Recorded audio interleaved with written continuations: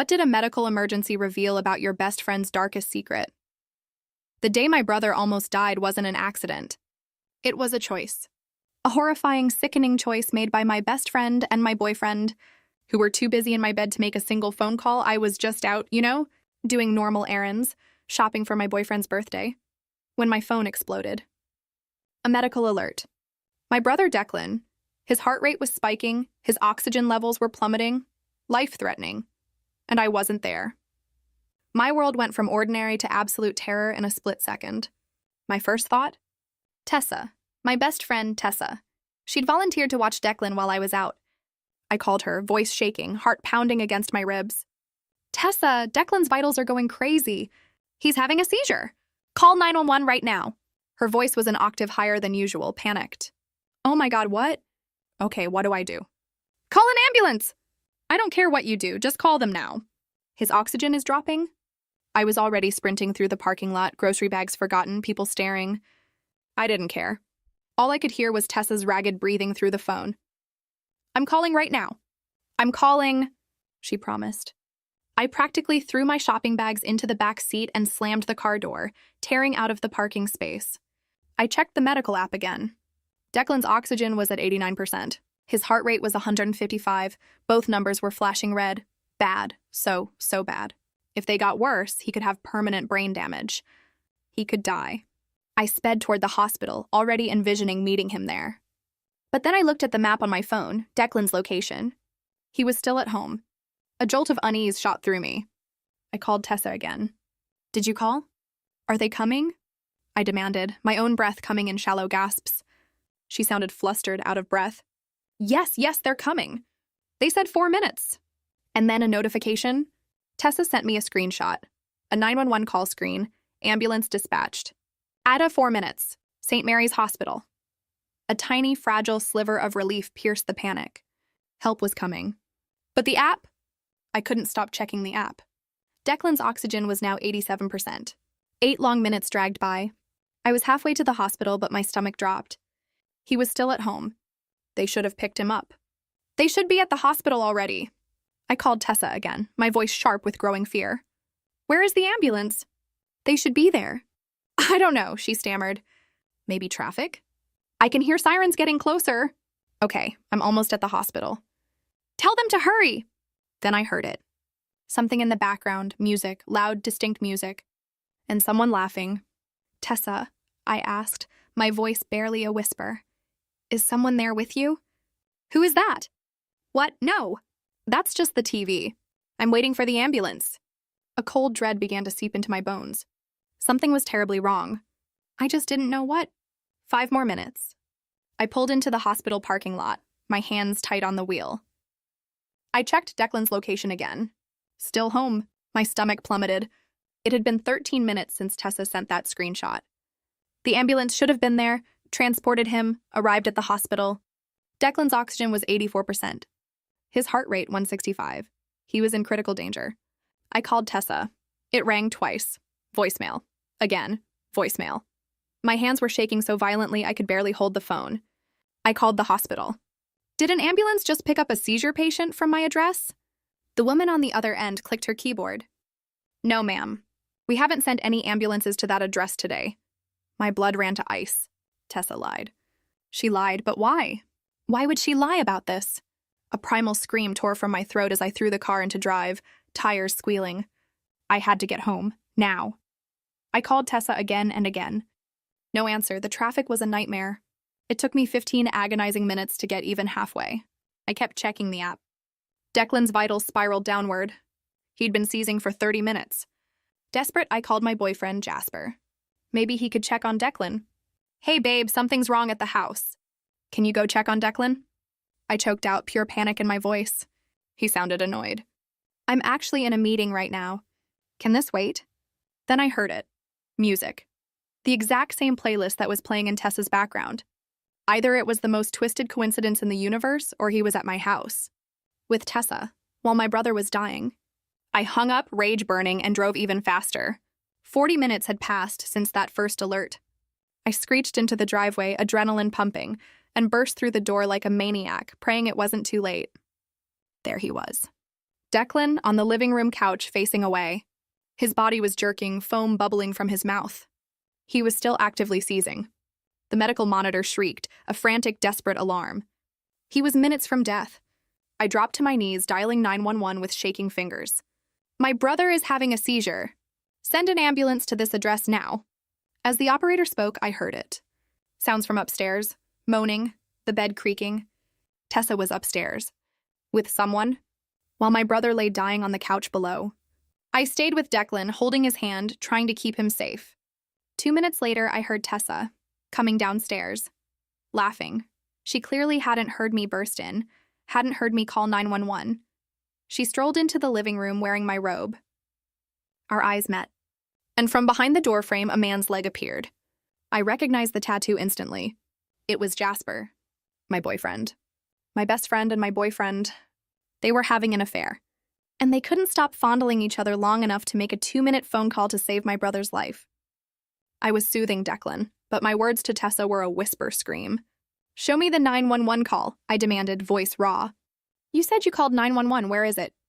Tessa's face crumpled. Tears began to stream down her cheeks. I'll explain, she sobbed. I'm sure you will, I seethed, grabbing my phone again, not to call 911 for help, but for something else entirely. Tessa's eyes went wide with dawning horror. Outside, the sirens were already growing louder. The real ambulance I'd called screamed down my street. Tessa's mouth opened and closed, soundless. Jasper stepped fully into view, fumbling with his shirt, his hands shaking. The paramedics burst through the door 3 seconds later. A team of 4, equipment bags, a stretcher. I pointed at Declan, my gaze still locked on Tessa. The lead paramedic, a woman with short gray hair, dropped to her knees beside my brother, checking his vitals. Her partner clamped an oxygen mask on Declan's face while the others prepared the stretcher. I stayed right there, holding his hand, my body a shield, blocking Tessa and Jasper, frozen by the stairs from my sight. The gray-haired paramedic looked at her watch, then at me. How long has he been seizing? 43 minutes now, I said, my voice flat. Maybe longer. Her face tightened. She barked out numbers to her team, words I didn't understand. They worked with practiced, terrifying efficiency, getting Declan onto the stretcher. An IV line was started in his arm. One of them radioed the hospital with his condition. We need to get him to St. Mary's immediately, the paramedic told me. 40 minutes is dangerously long for a seizure. I nodded, grabbing my purse from where it lay discarded on the floor. Tessa took a step forward. I held up one hand, not looking at her, my eyes fixed on Declan's pale face. The paramedics wheeled him toward the door. I followed, right behind them, not saying a word to either of them. Outside, they loaded Declan into the ambulance. I climbed in after him before anyone could tell me not to. The paramedic working on Declan's IV looked at me and nodded, a silent acknowledgement. Through the back windows, I saw Tessa running out of the house, still in that robe, trying to get to the ambulance. I looked right at her through the glass and mouthed one word, "Don't." The ambulance doors slammed shut and we pulled away, sirens wailing. Inside, the paramedics were giving Declan medication through his IV to stop the seizure. I sat on the bench seat, watching my brother's face, watching the monitors beep around him. His body was still jerking, but less. The medication was working. The gray-haired paramedic, seeing his medical alert bracelet, asked if I was family. His sister, I said. And primary caregiver. She asked what happened, why the delay. Someone was supposed to call 911 40 minutes ago, I told her, my voice devoid of emotion, but didn't. She looked at me for a long second, then returned to monitoring Declan's vitals. The ride took 7 minutes. They rushed him through the emergency department doors, and I followed, my hands shaking so bad I could barely hold my purse. A nurse stopped me at the intake desk, handing me a clipboard of paperwork. I sat in a plastic chair staring at the forms. My hands were shaking too much to write clearly. The nurse came back a minute later with a cup of water, sitting gently beside me. What happened? She asked. I started explaining about the medical alert and the seizure, calling my friend who was supposed to be watching him. When I got to the part about the 40-minute delay and why it happened, my voice cracked. The nurse's expression changed from sympathy to something harder, sharper. She asked if I was saying someone deliberately didn't call for help. I nodded. They faked a 911 call instead. She stood up. I need to make a note of that for the doctor. 20 minutes later, a doctor in blue scrubs, Dr. Gideon Garza, the neurologist on call, introduced himself. He told me the medication had worked, the seizure was stopped, but they needed to run a full workup. Brain scans to check for damage from the prolonged seizure, blood tests for his medication levels. He reiterated that 40 minutes was extremely dangerous for a seizure. They wouldn't know the full extent of potential complications for at least 24 to 48 hours. I asked what kind of complications.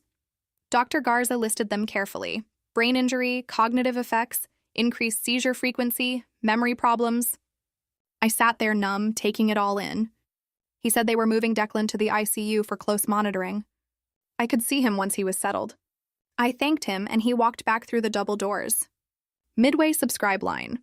Now, if you're still with me after all this, and I know this is a heavy story, please hit that subscribe button. You won't want to miss what happens next, and trust me, there are more unbelievable stories coming. I sat in the waiting room feeling hollow and exhausted.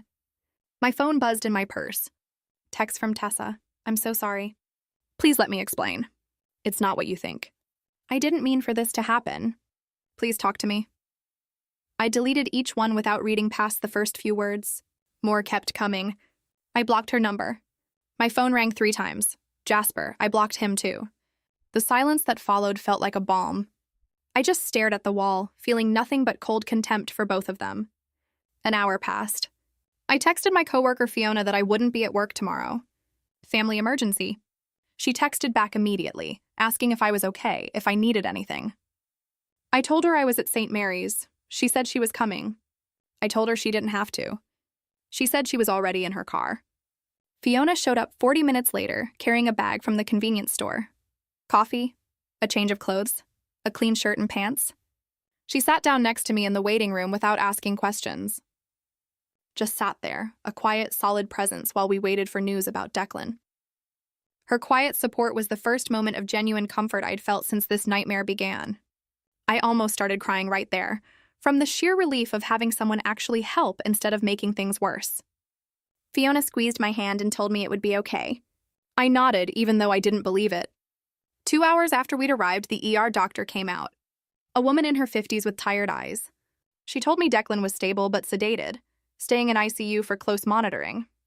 The seizure had stopped, but the prolonged duration meant the risk of brain injury and other complications was very real. She said I could see him now. I stood up immediately. Fiona said she'd wait. The doctor led me through the double doors, down a hallway to the ICU. Declan's room was a symphony of beeping machines and monitors. He looked so small, so fragile in that hospital bed, tubes and wires everywhere. I sat in the chair next to his bed and carefully took his hand. The full weight of what almost happened crashed over me.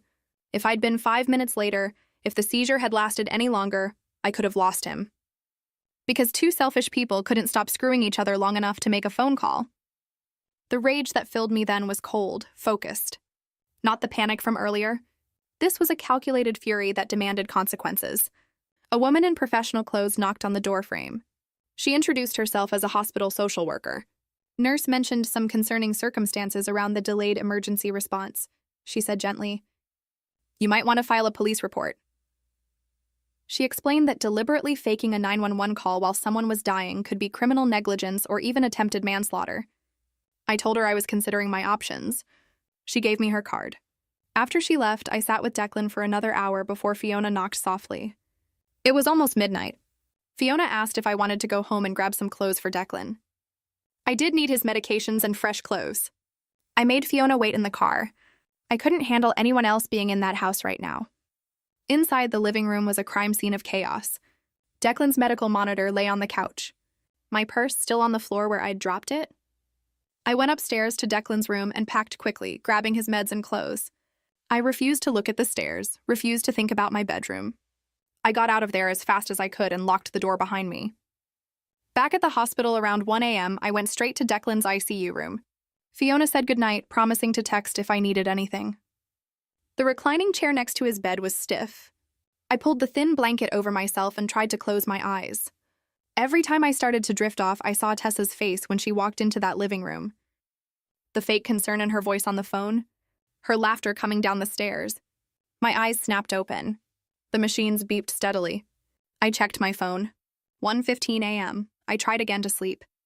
This time, I saw Jasper's tattoo behind that door. I heard the bed creaking upstairs while my brother was dying below. My whole body tensed up. I sat up, rubbing my face. A nurse came in to check Declan's vitals. She noticed me awake. "You okay?" she asked. I told her I couldn't stop thinking about what happened. She adjusted Declan's IV. "I've been a nurse for 15 years, she said, looking at me. "Seen a lot of terrible things. What happened to your brother? It makes me sick." The anger in her voice, so real, so validating. Something loosened in my chest. Someone else understood how bad this was. Someone else thought I had every right to be furious. She brought me an extra blanket before she left. I managed maybe 2 hours of sleep that night. Morning came with harsh fluorescent lights and the sounds of the day shift. Dr. Garza showed up around 7 a.m. for more tests. The sedation was wearing off. Declan's eyes opened slowly, confused. He tried to sit up. Dr. Garza told him to stay still. Declan saw me. His face relaxed a little. Dr. Garza explained they needed to check his brain function. "What happened?" Declan asked, his voice rough. I moved my chair closer, took his hand. "You had a really bad seizure," I told him. "It lasted a long time." "How long?" He whispered. 40 minutes. His eyes went wide. Where was Tessa? Did she call the ambulance? My jaw clenched. Tessa didn't call anyone. She lied about calling. He stared at me, trying to comprehend. I had to drive home and call 911 myself. She never actually made the call.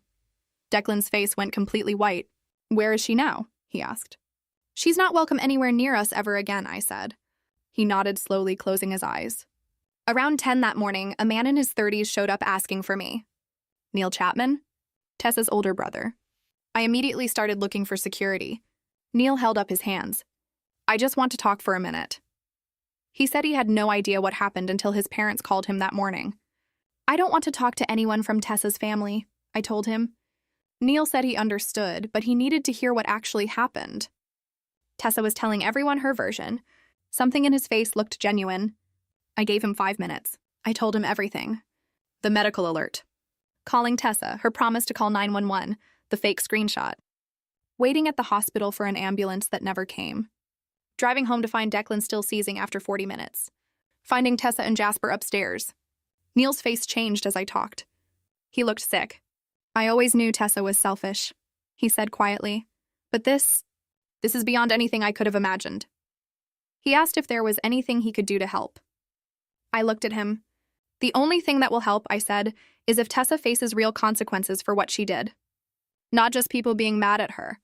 Real legal consequences." Neil nodded slowly. "I understand. And I won't try to protect her." Then he pulled out his phone, typed something, and showed me his screen. He'd added his contact info. "If you need a witness to her character or past behavior," he said, "I'll talk to the police or lawyers." I was stunned. Her own brother thought she deserved whatever was coming. "Tessa's been getting away with selfish behavior our whole lives," he said. "Maybe this time she'll actually have to face what she's done." After Neil left, I added his number to my phone. Neil, Tessa's brother, witness. A small victory.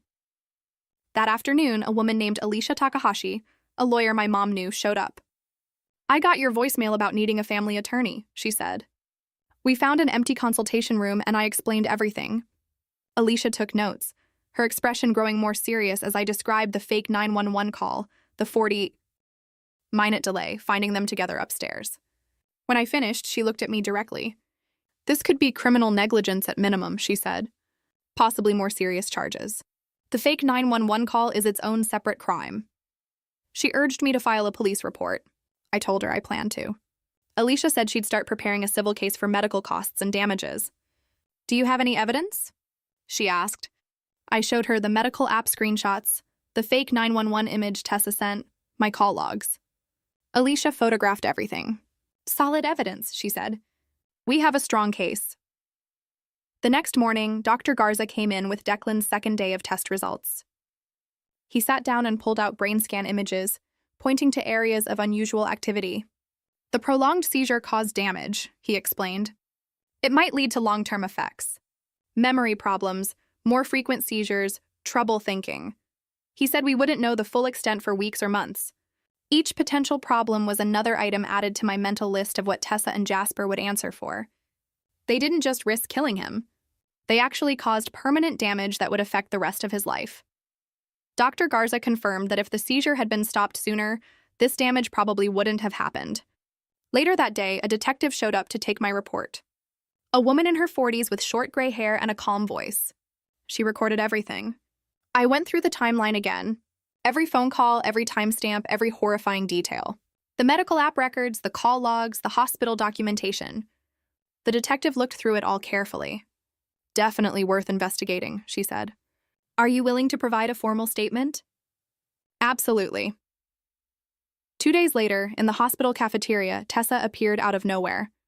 I don't know how she got past security. She walked right up to my table. My name is Tessa, she started. I need to explain. I cut her off. The only conversation we're having is through lawyers and police. If you come near me or Declan again, I'll file for a restraining order. Her face crumpled. She started crying. You're being unreasonable. It was a mistake. I panicked. I stood up, picked up my tray. You didn't panic. You deliberately sent me a fake screenshot, then went upstairs to sleep with my boyfriend while my brother was dying. I walked away while she was still talking. I felt absolutely nothing watching her cry. No sympathy, no guilt. Just disgust that she thought tears would fix what she'd done.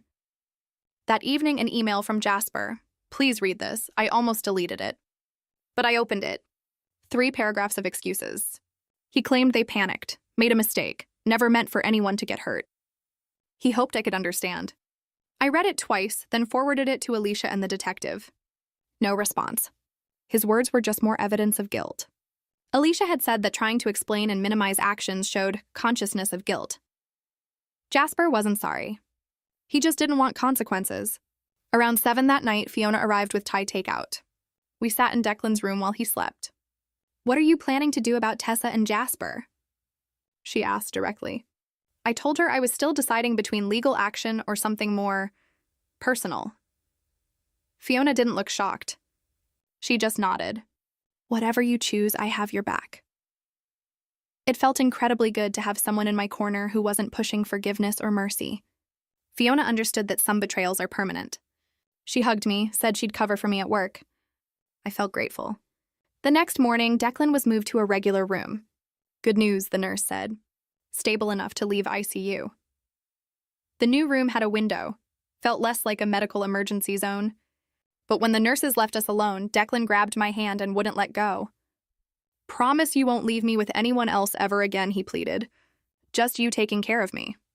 I heard the fear in his voice. Tessa's betrayal had broken something in him that would take a long time to fix. I promised him, over and over, but I saw the trauma in his eyes. Dr. Garza came in at noon, detailing Declan's discharge plan. His seizure risk was higher now. The 40-minute seizure had changed things permanently. More frequent monitoring, stronger medications, appointments every 2 weeks. New prescriptions, their costs, additional testing, specialists. I did the math. Thousands of dollars we wouldn't be spending if Tessa had just made one phone call. I started taking notes for Alicia. That afternoon, the detective called. She'd interviewed Tessa and Jasper separately. Their stories didn't match. Tessa claimed she thought she'd called 911, panicked, got confused. Jasper insisted Tessa told him the ambulance was coming, each trying to shift blame. The detective said their willingness to throw each other under the bus was building a stronger case for criminal charges. I felt disgusted. They were so wrapped up in themselves that my brother almost died. Now they couldn't even take responsibility without blaming each other.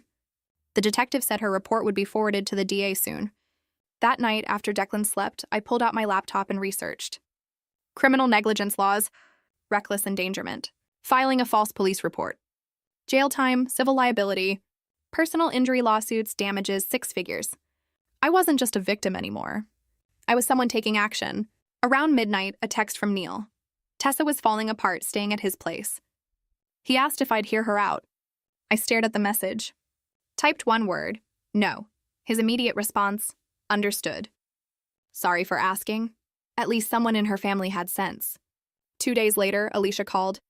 She'd filed the civil lawsuit against Tessa and Jasper. They'd been served that morning. Their reactions will tell us a lot, she said. If they lawyer up, they understand. If they ignore it, they're about to learn a very expensive lesson.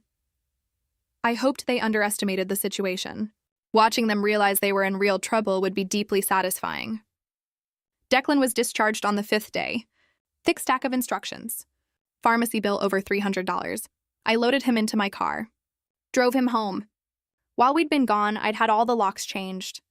New keys, new deadbolts, secure. Declan immediately asked if Tessa or Jasper might try to come here. I promised him they wouldn't get past the front door. The next morning, the detective called. The DA was reviewing the case for reckless endangerment and filing a false police report. Decision within 2 weeks. I was ready to testify.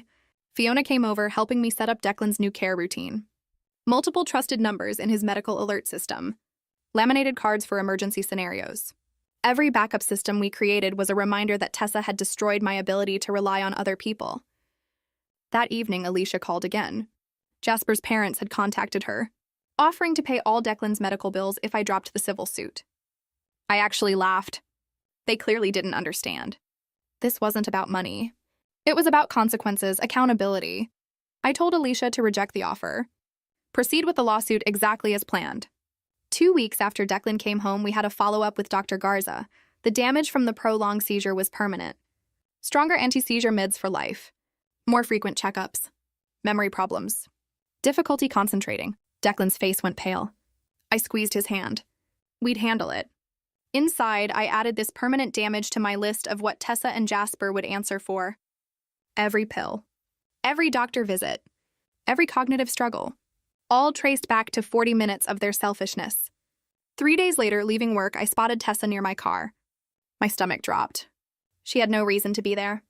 I kept walking. She stepped forward, hands up. "Just 5 minutes," she pleaded.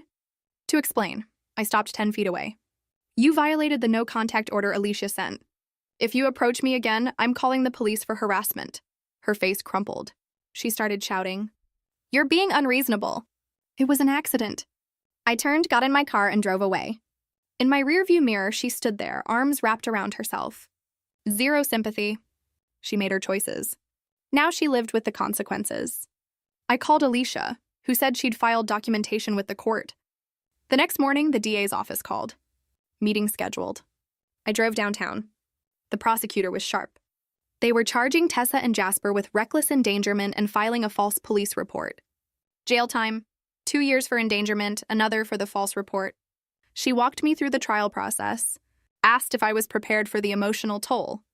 I looked her in the eye. "I'm prepared to do whatever it takes." She nodded. That evening, a text from Neil. Tessa had been fired from her job, missing too many days. She was dealing with her guilt. A grim satisfaction settled in my chest. Consequences were piling up. I thanked Neil. Declan started having nightmares that same week. Waking up crying, sweating, shaking, dreaming about the seizure, about being alone. I'd sit with him, hold his hand, reassure him, but I saw the psychological damage. His trust was fundamentally broken. The knowledge that Tessa's selfishness hadn't just risked his life, but traumatized him this deeply, solidified my determination. 2 weeks later, Alicia called. Jasper's lawyer offered $50,000 to settle the civil suit if I signed an NDA. Alicia said it was reasonable. I rejected it immediately. This wasn't about money or silence. I wanted a public record. A judgment that would follow them. I wanted everyone to know. Alicia said we were proceeding to trial. The preliminary hearing for criminal charges. 2 months later, Tessa and Jasper at separate tables, not looking at each other. Both pleaded not guilty. The judge set a trial date. It was the first real sense of justice. The legal system had recognized what they did was criminal. 6 weeks after that, Declan had another seizure. My medical monitor screamed. I ran to his room. Body jerking, foam at his mouth. My hands shook as I called 911. Paramedics arrived in 4 minutes this time. The seizure stopped within 8. Increased frequency. A direct result of the damage from the prolonged seizure. Every new complication felt like fresh evidence of what Tessa and Jasper's negligence had cost us. Medical bills, more expensive meds, Declan's quality of life deteriorating. All because 2 people couldn't stop having sex long enough to make a phone call. I started therapy the next week, not for forgiveness, but to function. The anger was eating me alive. My therapist, a woman specializing in trauma and betrayal, listened without interruption. My rage was justified, she said. Healthy if channeled productively. Some betrayals are unforgivable.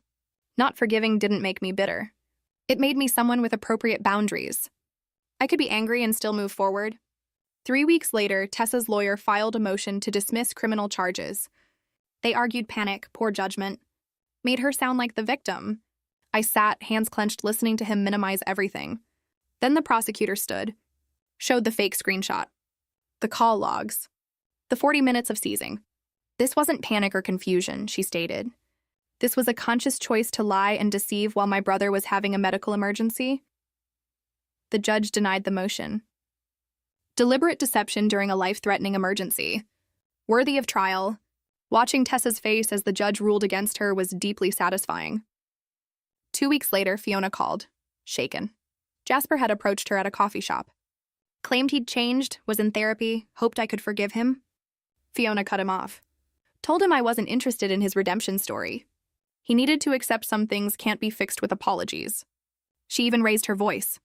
The look on his face. He expected sympathy. I thanked her.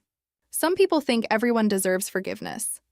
But Jasper and Tessa permanently disqualified themselves from that grace. You don't nearly kill someone's brother and then ask for forgiveness, like you forgot their birthday.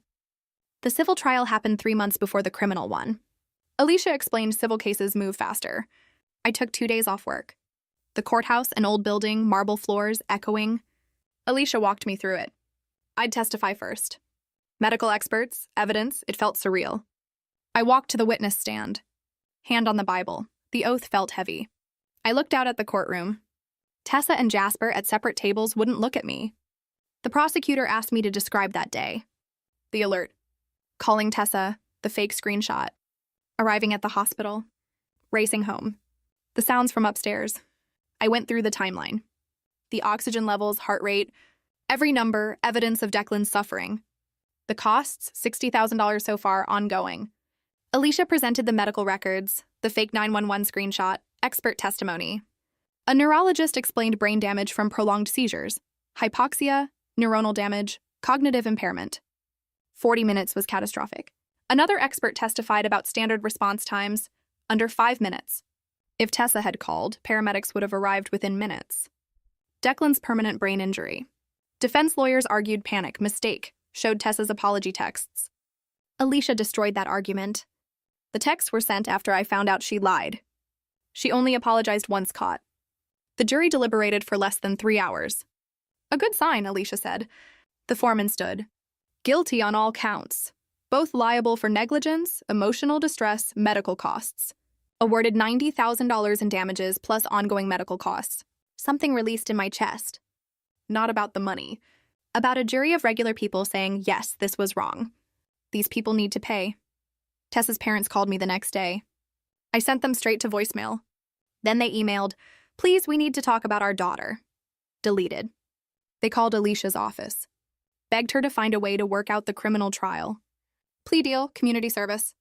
More money. Alicia called me. They sounded desperate. I told her to make it absolutely clear. 0 interest in plea deals. I wanted them to face the full weight. Their daughter nearly killed my brother because she couldn't stop having sex. No amount of money or begging would change that. Alicia would handle all communication. They wouldn't contact me again. The criminal trial started 4 months after the incident. Deep into fall, I took a whole week off. Courtroom packed, reporters, a different prosecutor, younger but just as sharp. She laid out the charges, reckless endangerment, filing a false police report. Testimony about a 40-minute seizure that could have been stopped in minutes. Evidence of a fake 911 call. Proof beyond reasonable doubt. They knowingly, deliberately chose not to help. I testified again on day 2. More detailed questions. Every phone call, every text, every moment of that nightmare. Described finding Declan. The moaning, the bed creaking from upstairs. Several jurors looked disgusted. Tessa's lawyer tried to discredit me. Panic, confusion. But I had the medical app records. The evidence backed up everything. Medical experts testified. The neurologist explained brain damage again. Scans of Declan's brain. Where the damage occurred. The first 10 minutes are critical. 40 minutes was catastrophic. Another expert, standard response time under 5 minutes. If Tessa had called, no serious damage. Declan had permanent brain injury, increased seizure frequency, cognitive impairments, all because of the 40-minute delay. On day 3, Tessa took the stand. Conservative dress, hair pulled back, coached to look sympathetic, cried. I was scared, she whimpered. I didn't know what to do. I never meant for anyone to be hurt.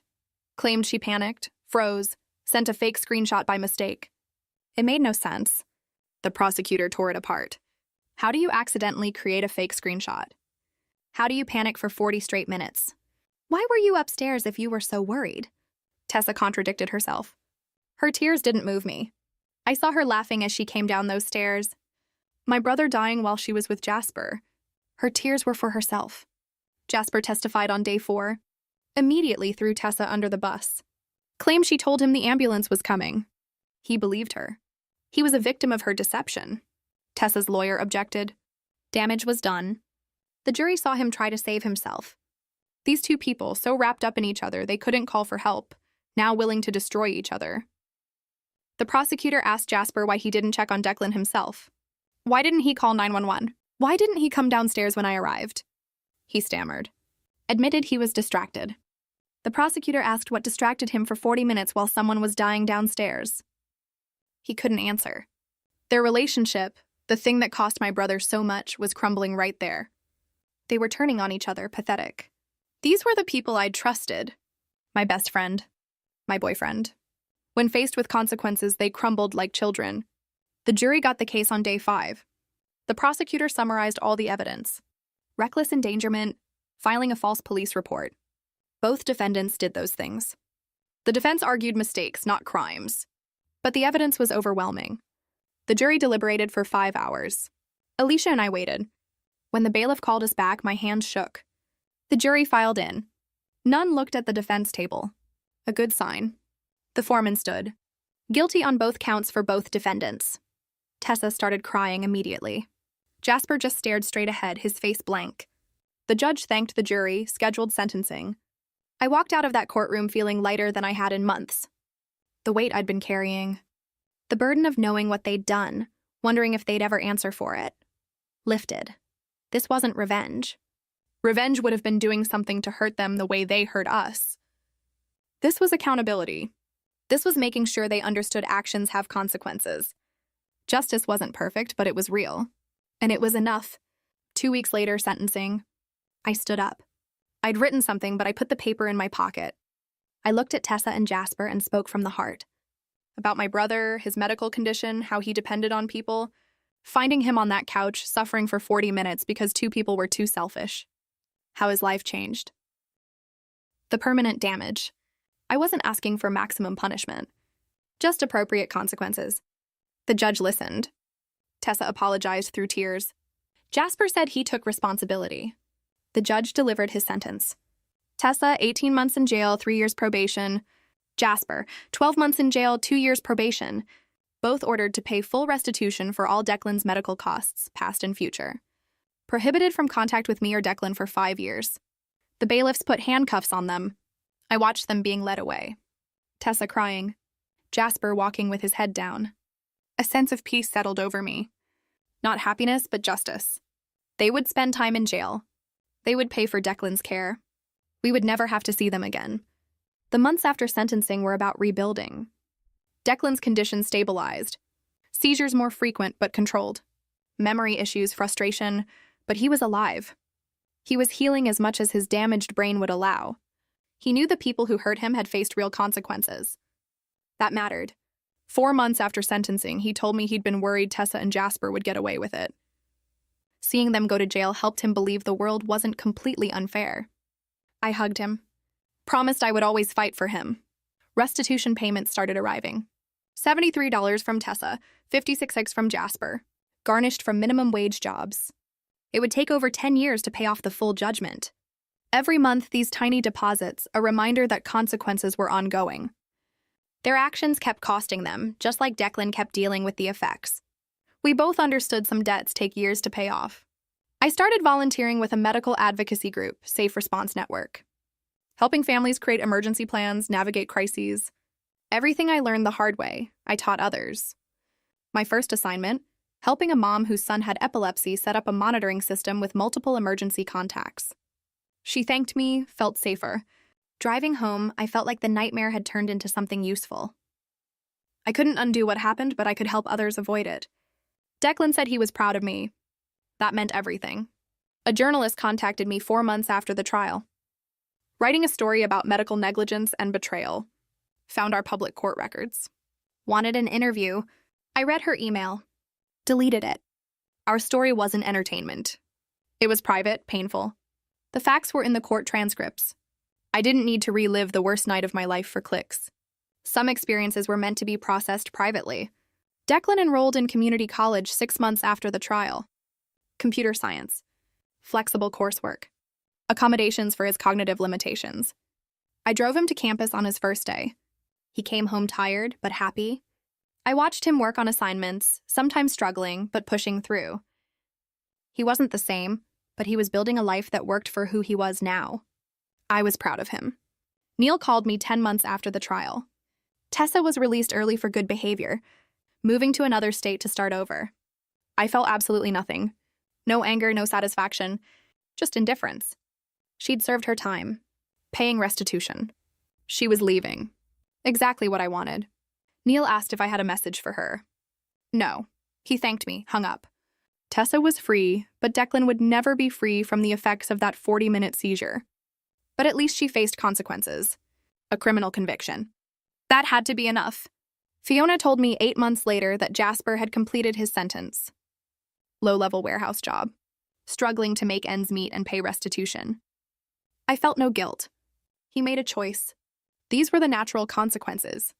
2 years after that terrible night, Declan and I had built something stable. Our apartment, routines, friends we could trust. We'd both been through therapy. I'd learned to manage my anger. Declan learned to accept his limitations. Strong boundaries.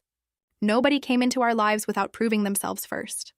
We'd learned some people would let you down in the worst possible moment. The anger faded into something quieter. Not forgiveness, never forgiveness, but acceptance. We'd survived. Found justice. We were okay now. Not perfect. Not the same. But genuinely okay. Dr. Garza confirmed it. Declan's condition was as stable as it would get. Seizures managed.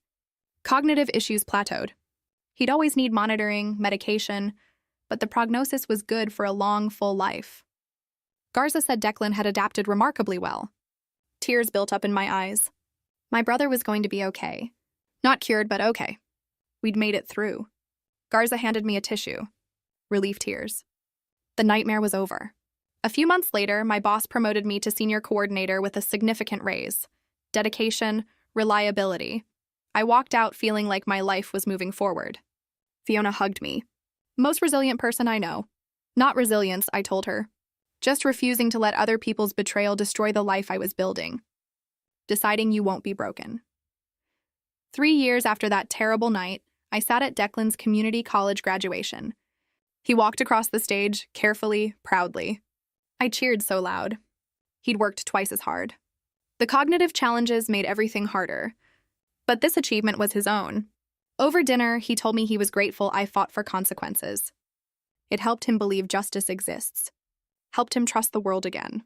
I squeezed his hand. He deserved justice. On the 4th anniversary, Declan and I had a quiet dinner. We talked about how far we'd come. The life we'd built. The justice we'd achieved. Neither of us had forgiven them. We didn't plan to. Some betrayals are permanent.